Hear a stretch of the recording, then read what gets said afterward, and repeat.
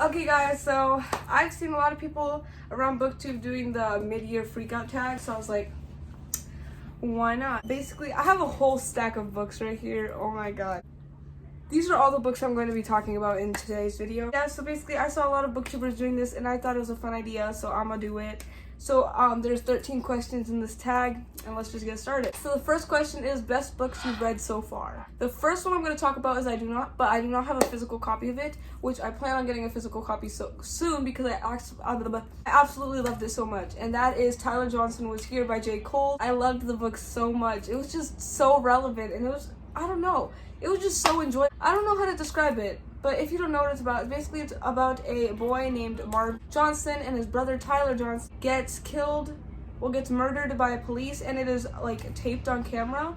And basically it's just him dealing with it. So you're going with him as he's about to find out, which a lot of books start off like them already being dead, but this book was a little different because you follow Marvin as he's trying to find out if his, you know what I mean? Like, I really loved that aspect, and I also loved that it was just so relevant, and I loved the friendship and the characters. I just loved it all. Just simply that because it was just enjoyable for me as well. I listened to all of it in one day, and it's like a 6-hour audiobook. Yeah, so I really loved that book. Another one of my favorite books that I read this year is The Similars by Rebecca Hanover. So basically, if you don't know what this is about a girl named Emily.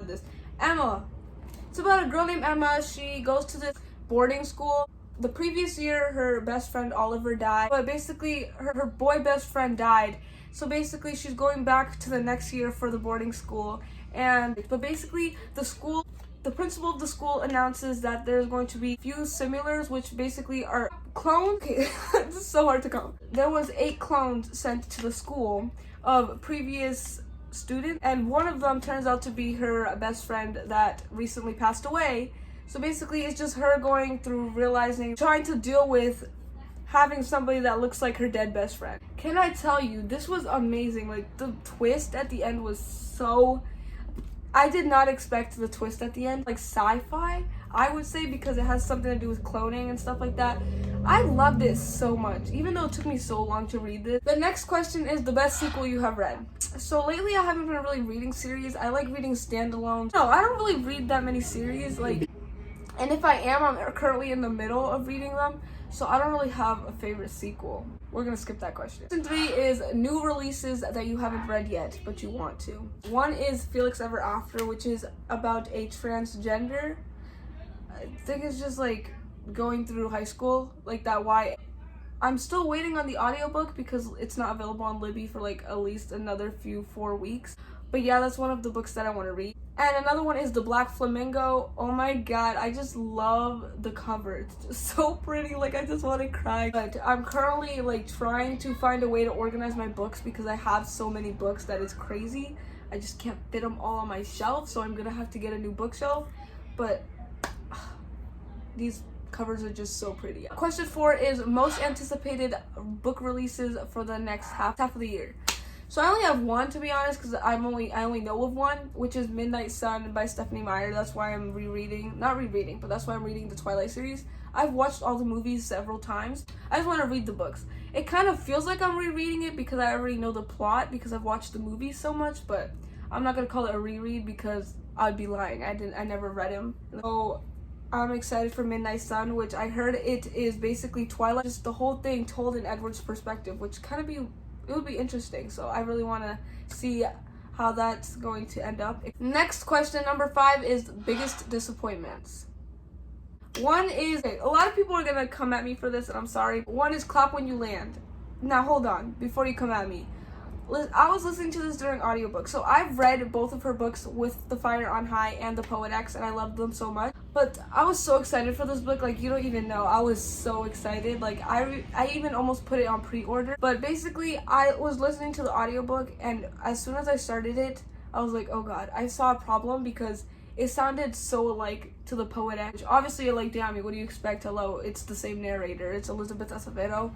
But I just don't know.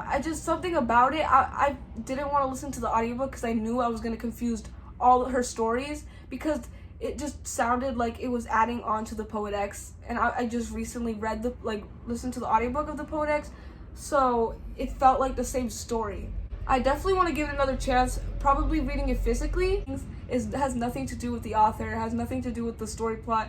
I honestly bet it's a really good book. It's just my personal experience with it, and I definitely think I would enjoy it better if I read it physically. Next question is 6, my biggest surprise. Again, we're going back to the similars. This one had the best twist ever. Like, I did not expect a twist. Like, I thought I already knew where it was going, but I honestly didn't even know. And to be honest, I'm kind of scared to read the sequel because I'm scared I'm not going to like the sequel, and then I'm never going to look at the book the same way. So I don't know. I might keep it as just reading this book. It had kind of a Harry Potter and Hunger Games vibe.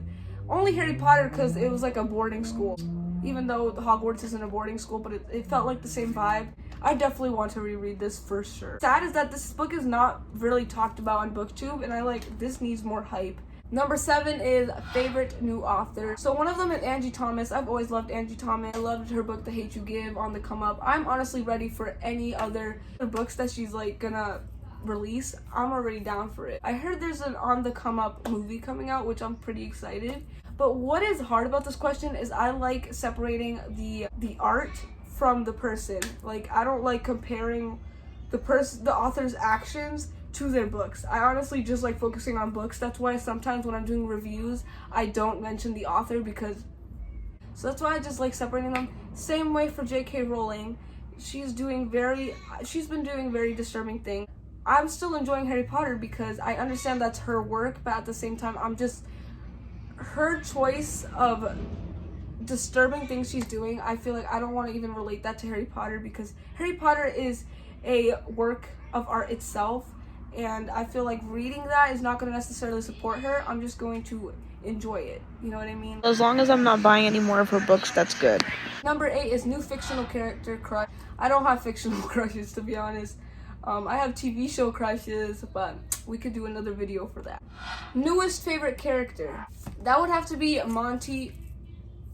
That would have to be Monty from The Gentleman's Guide to Vice and Virtue. I don't know. He's just so reckless. Loved reading about him. He was so entertaining and he was so unpredictable. You honestly don't know what he would do next. It could be either way, and I really, really liked that. And this was it was just fun. I love him as a character. Next question is books that made you cry. Now listen, I don't really cry when it comes to books. So if a book makes me cry, there's something they gotta be good. The first book is To Kill a Mockingbird by Harper Lee. So listen, I did not cry to this book. You know when you read something or watch something and you're like, this is sad enough that I could actually cry? This book touched me so much that I almost cried. I'm that type of person that will cry, but inside. I'll be like, oh my god. I will feel so bad, or I would feel like crying, but I won't actually show it. You know what I mean? Yeah, but this was touching. This was touching. If you don't know what it's about, look it up because it's about a lot of. And a book that actually made me cry, I was physically crying, was Decay by Theodore Taylor. I read this month. I don't even want to talk about it. I'm not going to spoil it for the people that haven't read it, but oh my god. So basically it's about a guy named Philip, a little boy named Philip, and basically Germans, I think, invade his island. So he ends up stuck on a raft with a black elder man. They're helping each other out to survive. In the process of it, Philip becomes blind. So it makes it harder for both of them to navigate with each other, and I just loved it. The bond was so cute, and it just shows teamwork. It was just so good, guys. I need a moment. This is honestly, I don't even know why I didn't put this on my favorite book. This book was... It's short, but it's just so good.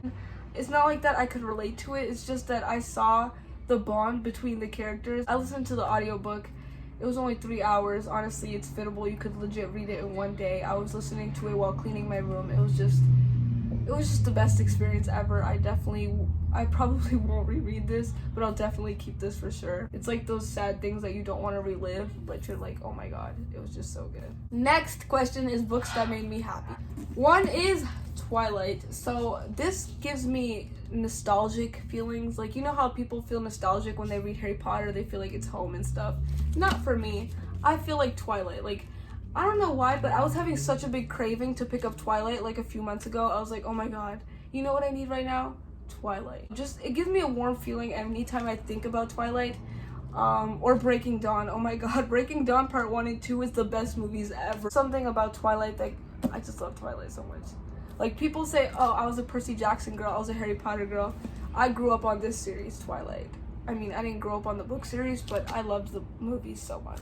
I don't know, it just gives me a really happy feeling anytime I look at the cover, anytime I watch the movies. It's just, oh my god, it's such a vibe. Another book that made me happy was My Plain Jane. Oh my god, so basically this is a historical fiction. I had like this little error where I went through only loving historical fiction. I picked this up and it was just so good. Like, I loved it so much. I legit flew through it. I've listened to the audiobook and followed along, and it only took me 3 days. At the time, it was like quick for me. But basically, if you don't know what this is about, it's a retelling about Jane Eyre, which basically she could see ghosts and stuff like that. And then this dude, I'm horrible at explaining, so sorry. But this dude, they work for the society, which basically their job is to catch ghosts so that it doesn't bother anybody. And then they see that Jane Eyre has this talent, so they're trying to intrigue her into joining the society. But she doesn't want to because she's so focused, like she's so determined on being a governess. I'm like, they're offering you so much money at the time. They were offering her like $5,000 a year for salary. And she was like, no. Like, some stuff that bothered me was that she was being stubborn at times. She was being stubborn. I'm like, come on, take this good deal. But she was like, no, I want to be a governess.